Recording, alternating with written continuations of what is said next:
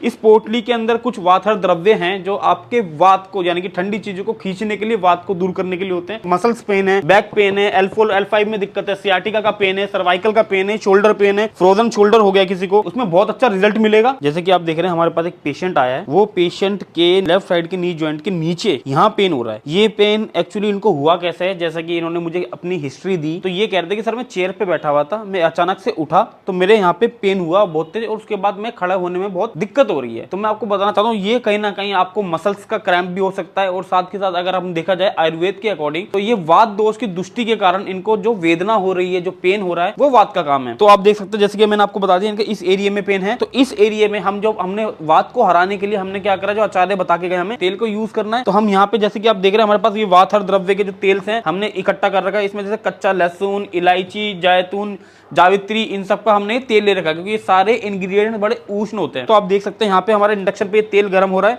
जब ये तेल अच्छे से गर्म हो जाएगा तो इसको एक बर्तन में आपको ऐसे निकाल लेना है। आप देख सकते हैं कि नॉर्मल तेल नहीं है जिससे उसका कलर होता है, तो कलर थोड़ा डिफरेंट है। जैसे मैंने आपको बताया लहसन, जावित्री, इलायची, जैतून, अखरोट, आंवला सब इसके अंदर है। तेल की तासीर जो उसका वीर्य होता है वो उष्ण होता है, लेकिन हमने यहाँ पे इसको और ज्यादा उष्ण करा है। क्यों?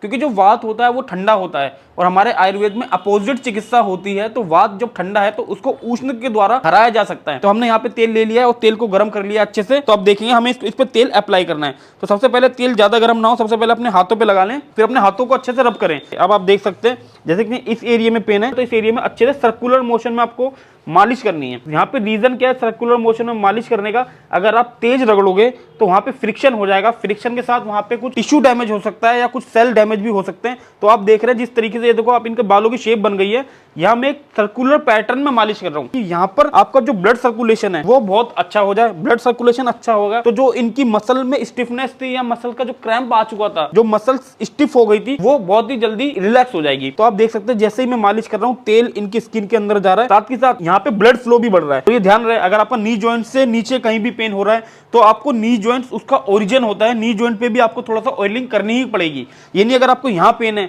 तो आप नी जॉइंट पे ऑयलिंग नहीं करेंगे, नहीं, ये गलत है। आपको नी जॉइंट के नीचे किसी भी एरिया में पेन है तो आपको नी जॉइंट से नीचे के पैर के एरिया तक आपको मसाजिंग करनी है, ऑयलिंग करनी है। जैसे कि आप देख सकते हैं ये एक प्रकार का स्नेन है, देख सकते हैं हमने यहाँ पे ऑयल लगाया और ये सर्कुलर पैटर्न में आपको मालिश करनी है। अब स्नेन के बाद जो हमारा सेकंड प्रोसीजर है वो है हमारा स्वेदन। जैसे कि आचार्य चरक स्वेदन के दो प्रकार बताते हैं, साग्नि स्वेद और निराग्नि स्वेद, यानी कि आग के यूज करके बिना हम स्वेदन करेंगे और एक आग के साथ स्वेदन करेंगे। तो जो आग के साथ स्वेदन होते हैं वो 13 प्रकार के होते हैं और जो बिना आग से होते हैं वो 10 प्रकार के होते हैं। तो जो हम यहाँ पे स्वेदन यूज कर रहे हैं वो आग वाला, जैसे कि आप देखते हैं आपने इंडक्शन ले लिया है। इंडक्शन पे ये जो देख सकते हैं आप, ये इसको पोटली कहते हैं।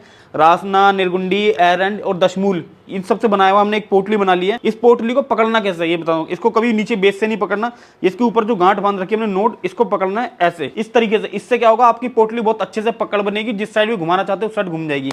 तो आपको सबसे पहले इसको थोड़ा सा गर्म कर लेना है। जैसे कि हमने बताया आपको वाट ठंडा होता है, गर्म करके आपको ऐसे टैपिंग मैनर में ये चीज, जैसे कि देख सकते हैं आप, ऐसे करनी है। अब आप देख सकते हैं जैसे कि इससे करते करते जब हमारी ये पोटली ठंडी हो जाएगी, यहाँ पे देख लो दूसरी हमारी पोटली गर्म हो रही है टेम्परेचर पे चलते हुए। ये पोटली हमने करी, अब ये ठंडी हो गई है, तो हम इसको रखेंगे और यहाँ से गर्म पोटली उठा लेंगे।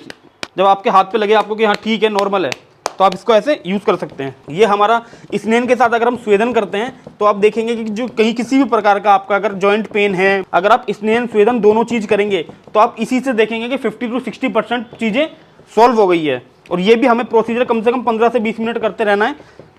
अगर आपको भी किसी भी प्रकार का कोई दर्द है, आकर अपना इलाज करवा सकते हैं। धन्यवाद।